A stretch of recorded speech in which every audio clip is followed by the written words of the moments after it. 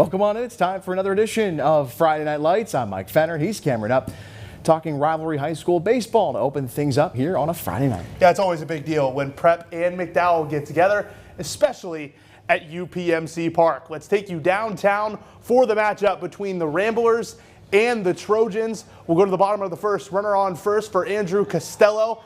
He goes the opposite way with a line drive to right center field into the gap. It rolls all the way to the wall. Matthias Sprickman is on his horse and will score from first. It's a triple for Costello to open the scoring. Later in the first, Davin Friedman with a fly ball to center. The play is made, but Costello can walk home for the sac fly, and it's 2-0 Ramblers. Friedman on the mound for Prep. He was dealing tonight. Here, he gets the swing and miss on the two-seamer. Later in the inning, he uses the quick move to pick off a man at first. Finally, paints the outside corner here to catch a man looking.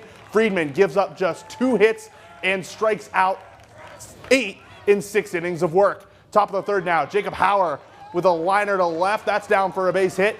Colton Orlando rounding third for McDowell. It's a nice relay from the Ramblers, but the throw to the plate is there, but Orlando's just underneath the tag. Just like that, the McDowell deficit is cut in half. But the Ramblers bats would continue to rake. Bottom of the third, Davin Friedman finds a hole in the infield for the base hit. The throw to the plate is cut off, but the run scores easily, 4-1 Prep. Later on, Joseph Flanagan with the shot in the left center field gap. That one will roll all the way to the wall. KJ Williams chugging around the bases. The throw home is offline, allowing Williams to dive in safely for yet another Ramblers run. Then Friedman in to close it for Prep. He gets the strikeout there, and the Ramblers win it by a final of 8-1. You know, I just had a lot of adrenaline going, felt myself, had confidence. I was confident in my team, and I know they had my back. I feel like my approach is always consistent, just trying to do whatever I can do to help the team win. In that case, it was hitting a triple there.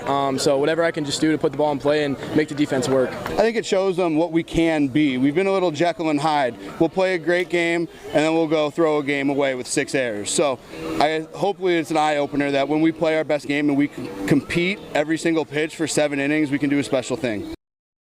On the Plyler entry system scoreboard, Cathedral Prep takes down McDowell 8-1.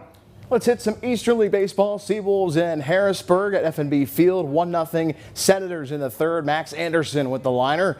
Scores Jim Jarvis, ties the game up at 1. Same frame, Tyrone Lorenzo. 3-run shot makes it 4-1 Seawolves, his second homer of the year. And 44 knows how to take it out to the cheap seats. I mean, hey, the signage doesn't lie. Same frame, more from Erie at the plate. Jake Holton.